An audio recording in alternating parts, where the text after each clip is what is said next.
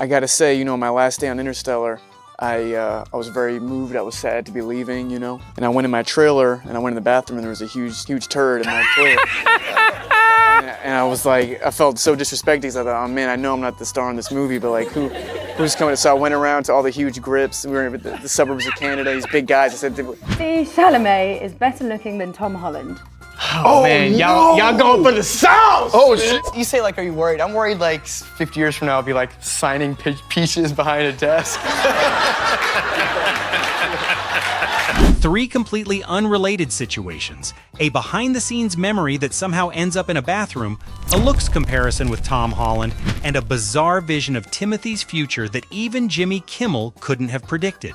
But that's the pattern with Timothée. Someone sets up a perfectly normal question, and he immediately finds the tiny opening that sends the whole thing off course. And with Zendaya, that happens even faster. She knows him well enough not to rescue him from a ridiculous answer. Sometimes all it takes is one look or one follow-up question for Timothée to push the situation even further. A BFF test should be pretty safe. Guess something about your friend, laugh, move on, except the moment middle names come up, Timothée gets hung up on one tiny detail and practically forgets the assignment. Zendaya just sits there while he keeps digging. The best part is that he never seems to be building towards some polished joke.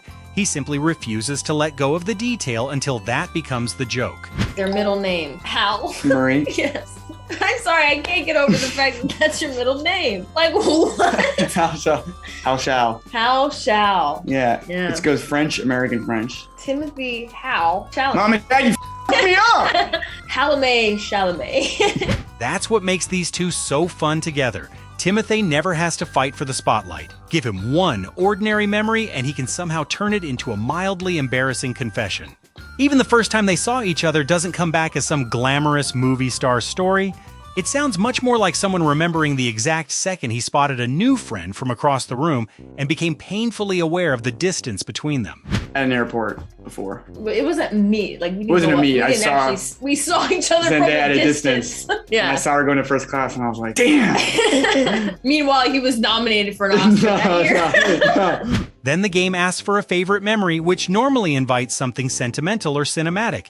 Timothée immediately drags the answer back down to real life, and Zendaya is right there for a memory involving a much less glamorous kind of chaos. Oh boy. When you help me get my shit together. Yeah, I was gonna say that. Apartment. Mine for yours, yeah. Well, no, I can't say that. That'd be like, my Well- favorite time is the time you helped me clean my apartment. But it was true. We rolled up and I was like, this is like bachelor pad, guys. By the time karaoke comes up, Zendaya finally gets to play disaster prevention. The only problem is that the more she objects, the more Timothée keeps defending his choice. Zendaya wants no part of the scenario, while Timothée calmly reserves the right to make it happen anyway. Yeah, your go-to karaoke. I would probably say anything Cuddy. No, that's be What? butchering and blasphemous. You don't think I you can't would- go anywhere near that. What? No. You know that all the That'd be words like- though. Isn't yeah, that that'd the be point of like- a Cuddy song? Like if you, it's a point of karaoke is to like do a song that you know really well. No, it's like You don't biblical. want. I can't go okay, near okay, it. okay. And if that sounds like we're reading too much into a couple of friends joking around, Zendaya settles the question herself. She doesn't point to one specific punchline.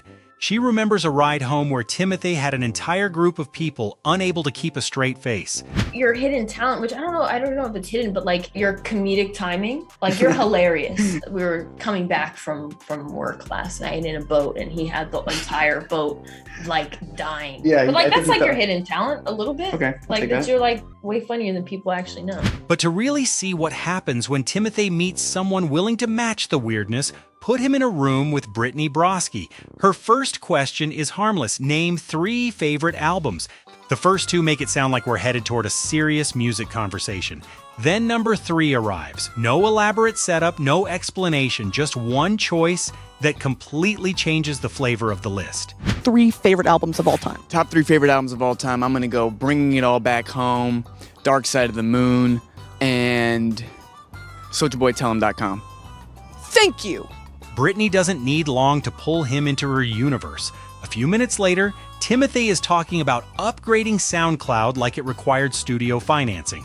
What makes it land is how close he stays to a straight face. Brittany creates a world where anything can become a bit, and Timothée learns the rules quickly enough that even the interviewer has to keep up. I only got SoundCloud Pro recently because I was just tired of these. The budget was approved? The budget was approved. Dune 2 did well. I could get the $6.99. Then Brittany asks the kind of question most guests would dodge, soften, or laugh away. Describe your ideal man. Timothée doesn't reach for a celebrity and doesn't bother making the answer flattering. He heads straight toward a cartoon character skinny enough to create an entirely new problem for the conversation. What's your ideal man? My ideal man is kind of like Jack Skellington from Nightmare Before Christmas. What? Look! Look at these limbs. And instead of escaping that image, he builds a whole campaign around it. This is where the interview stops feeling like questions and answers. Brittany throws him one absurd idea, Timothée catches it and hands back a version with even more detail attached. You're in. Why, it's called empowering the anemic. It's called anemia awareness. We gotta feed you a lot of pure protein, a lot of... From there, boundaries become mostly theoretical. Brittany asks what an execution would look like in her imaginary world, and Timothée could easily give one short answer and move on. Instead, every extra detail makes the picture in your head progressively worse. What does that look like in Broski world?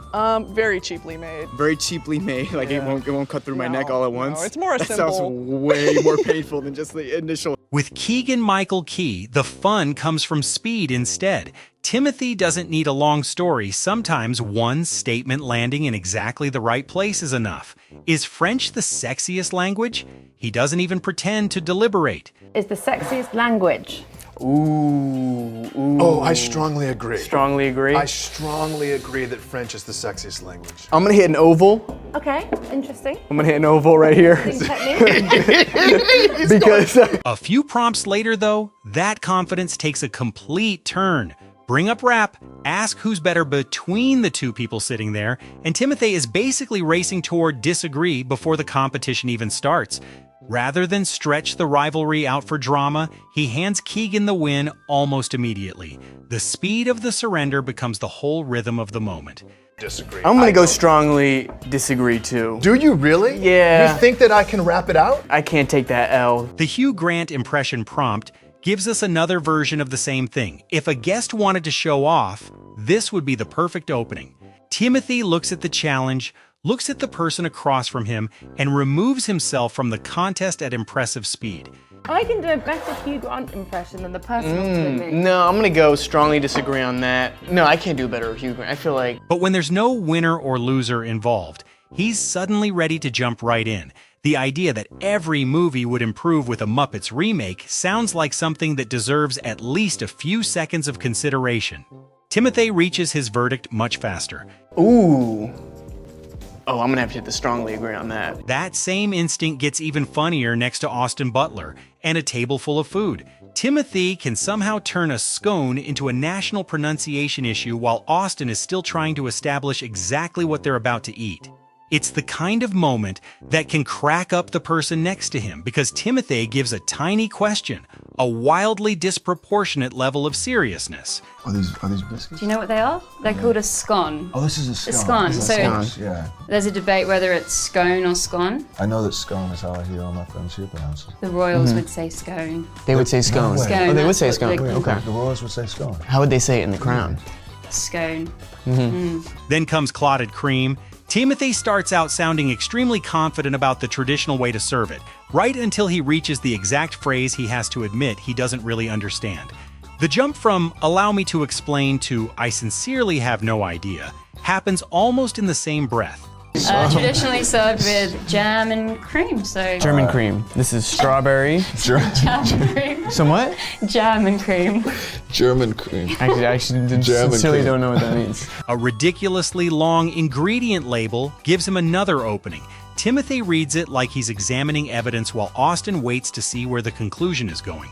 The problem is, the conclusion isn't headed anywhere near the kitchen. He works through all the technical words with complete concentration, then uses that seriousness as a launch pad for a comparison Austin couldn't have predicted. You don't want to read what's in this. Oh yeah. Sugar, glucose, enriched wheat flour, vegetable oil, oil, liquid whole eggs, glycerin, water, modified palm and palm kernel oils, modified milk ingredients, baking powder, xanthan gum.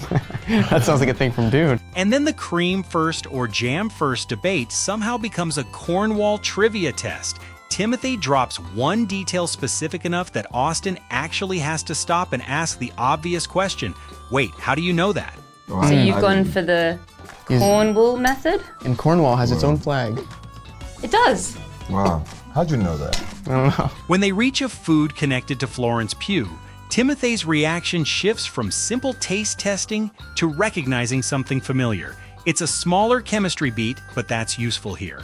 The moment doesn't need a giant punchline to make the table feel like a third person has suddenly entered the conversation. Yeah. Wait, is this cheese and pickle? It's Florence Pugh's favourite. No way. Yes. Wow. Branston pickle? Yeah. It's classic. Dad's favourite sandwich. Always in the fridge.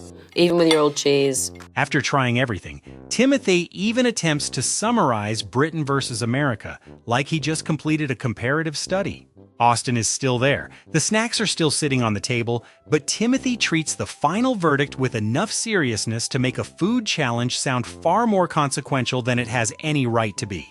I mean, so far my takeaways are the British treats are more well-rounded, and that is drenched in maybe artificial flavor, but the American things are packing that punch. Yeah, that Twinkie packed the punch. Yeah, that I sort of need. That's what I'm used to. Yeah. Then Matthew McConaughey enters the picture, and the rhythm changes instantly. Timothée asks the question basically anyone would ask after hearing about a very strange souvenir from his last day on set.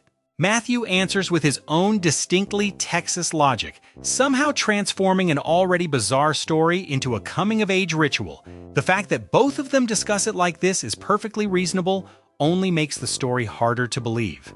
You know, like that Matthew had this devilish grin on his face, like right now, man. And I said, why'd you do that, man? He said, it's coming in Texas, it's coming of age, baby. He's like, you know. Souvenir. A little souvenir. Timothée doesn't become overly polite around McConaughey either. When Matthew asks whether he's watched Interstellar again, there are plenty of safer answers available. Timothée chooses a no, so short that Matthew has to make sure he heard him correctly. Really? Yeah. Really? No way. Come on. You seen Interstellar once? Mm-hmm. No, come on, man. No, that's it. Okay, no CNN, no Variety. You've seen Interstellar once? Yeah. Really? Yeah.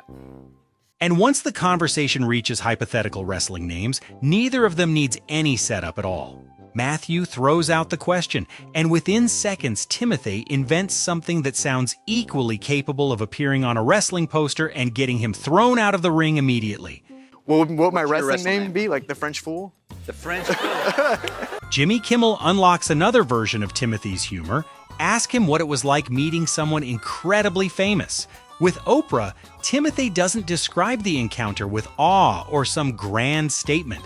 He remembers one detail Jimmy could never have prepared for. It's the kind of answer that instantly kills the formal celebrity interview lane because the guest has chosen something far too specific and ordinary.